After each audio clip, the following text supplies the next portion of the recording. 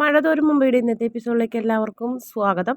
അങ്ങനെ ബാലചന്ദ്രന് ഷെയ്ക്കൻഡ് കൊടുത്തതിന് ശേഷം അലീനയ്ക്ക് ഷെയ്ക്കൻഡ് കൈക്ക് നീട്ടണ്. പക്ഷേ അലീന ഷെയ്ക്കൻഡ് കൊടുക്കൂല, തിരിഞ്ഞിങ്ങനെ നീങ്ങി നിൽക്കും. അപ്പോൾ ഞാൻ അന്ന് അവിടെ വന്നപ്പോൾ പറയാൻ പറ്റിയില്ല, പറയാൻ പറ്റിയ സാഹചര്യം ഇല്ലായിരുന്നു, പറയണമായിരുന്നു എന്നൊക്കെ ഇങ്ങനെ പറയും.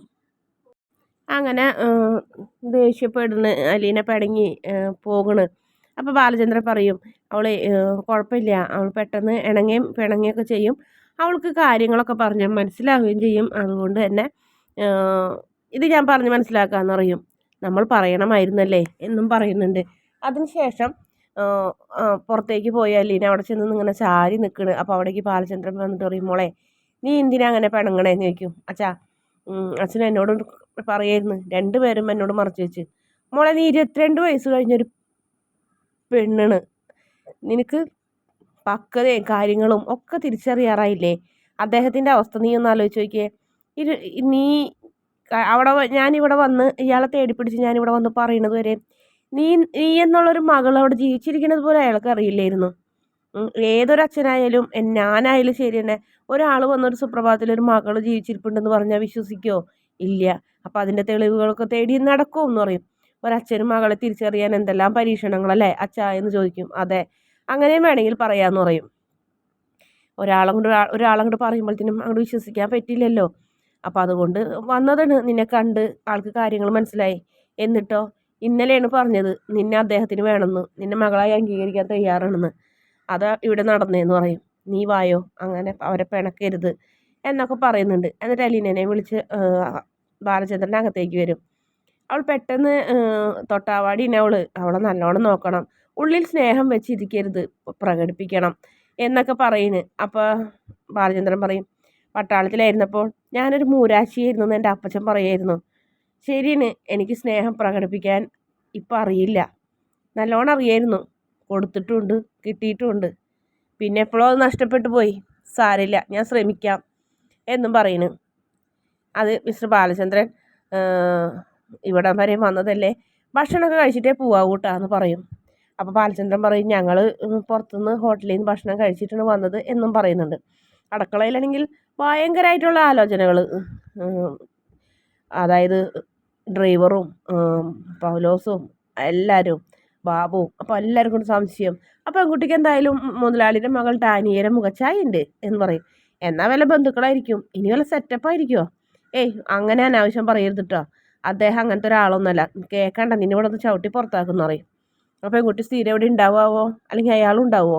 ആ പെൺകുട്ടിക്ക് വേണ്ടി മാത്രമാണോ ഈ വീട് ഇങ്ങനെ ഒരുക്കിയൊക്കെ ഇട്ടേക്കണേ? എനിക്ക് തോന്നണില്ല. അങ്ങനെ ബന്ധുവാണെങ്കിൽ തന്നെ എവിടെയായിരുന്നു ഇത്രയും നാളും എന്നൊക്കെ ചോദിക്കുന്നുണ്ട്. എന്തായാലും ആവശ്യമില്ലാത്ത കാര്യങ്ങൾ നിങ്ങൾ അന്വേഷിക്കേണ്ട, ആരായാലും സാബ് നമ്മുടെ മുതലാളി പറയും എന്ന് പറയും. അപ്പോഴത്തേനും ജോലിക്കാരിൽ ഒരാളെ വിളിക്കേണ്ടി പറയും, ഇവരെ എൻ്റെ അതിഥികളാണ്, ഇവർക്ക് ഭക്ഷണം എന്താണെന്ന് വെച്ചാൽ വിളമ്പാൻ പറയും. അങ്ങനെ ബാലചന്ദ്രൻ നിർബന്ധിക്കുമ്പോൾ ബാലചന്ദ്രനോട് പറയുന്നു, ബാലചന്ദ്ര, മിസ്റ്റർ ബാലചന്ദ്രൻ, താങ്കൾ എനിക്ക് വേണ്ടപ്പെട്ട ഒരാളാണ്, മറ്റൊരു കാര്യത്തിൽ നോക്കിയാൽ അല്ലെങ്കിലും, പക്ഷേ ഇപ്പോൾ എൻ്റെ മകളെ താങ്കളാണ് എനിക്ക് കാണിച്ചു തന്നിട്ടുള്ളത്, അതുകൊണ്ട് തന്നെ താങ്കൾ എൻ്റെ അതിഥി തന്നെയാണ്, ഒരു ഗ്ലാസ് ചായയെങ്കിലും കുടിച്ചിട്ട് പോകണം എന്ന് പറയും.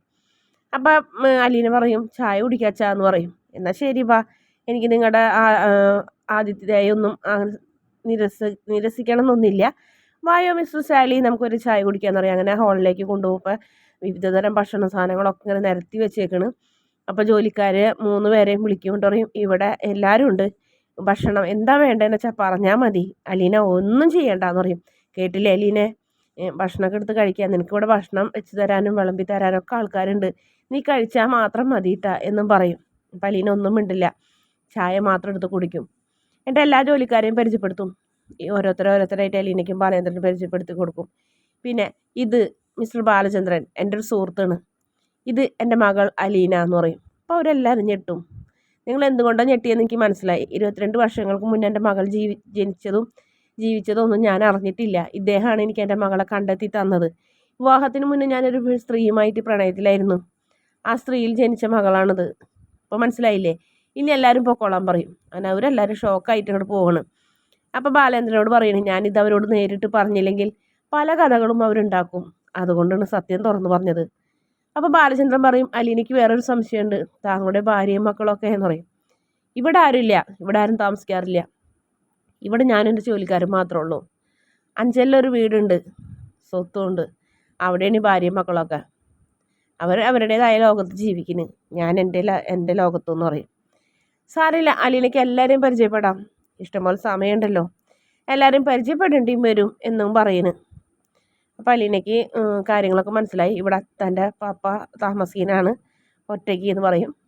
അത് ഇനി സാവകാശം എല്ലാം മനസ്സിലാക്കാമല്ലോ എന്ന് പറയും. പിന്നെ അതൊക്കെ കഴിഞ്ഞിട്ട് എഴുന്നേൽക്കുമ്പോൾ സ്റ്റാൻലി പറയുന്നുണ്ട്, നിങ്ങളെൻ്റെ മകൾക്ക് അച്ഛനാണ്, അച്ഛനെ പോലെ സ്നേഹിച്ച് നിങ്ങളെനിക്ക് അവളെ കണ്ടെത്തി തന്നാലേ. ഇപ്പം അടുത്തൊന്നും എൻ്റെ ജീവിതത്തിൽ ഇത്രയും നല്ലൊരു വ്യക്തിനെ ഞാൻ കണ്ടിട്ടുമില്ല, പരിചയപ്പെട്ടിട്ടുമില്ല. എൻ്റെ ജീവിതത്തിലെ പ്രധാനപ്പെട്ട ഒരു വ്യക്തിയാണ് താങ്കൾ. കഴിഞ്ഞ തവണ എന്നെ കാണാൻ ഒരു മിനിസ്റ്റർ വന്നിരുന്നു, പക്ഷെ അതുപോലും എൻ്റെ ജീവിതത്തിൽ 2ാം സ്ഥാനമുള്ളൂ.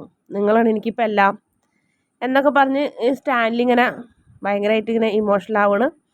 ബാലചന്ദ്രൻ്റെ അതൊന്നും കേൾക്കാനേ ആഗ്രഹമില്ല. കാരണം ബാലചന്ദ്രൻ്റെ ലിസ്റ്റിൽ അയാളൊരു ശത്രുവാണ്, മിത്രമല്ല. എന്നാലും അലീനയ്ക്ക് വേണ്ടി അയാളെ കണ്ടുപിടിച്ച് കൊടുത്തതാണ്.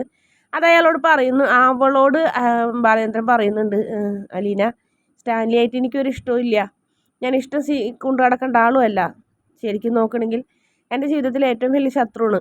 പക്ഷേ ഞാൻ അയാളെ തേടി പിടിച്ചത് നിനക്ക് വേണ്ടിയിട്ടാണ് എന്ന് പറയും. സോറി അച്ഛാ, എനിക്കെല്ലാം മനസ്സിലായി എന്ന് പറയും.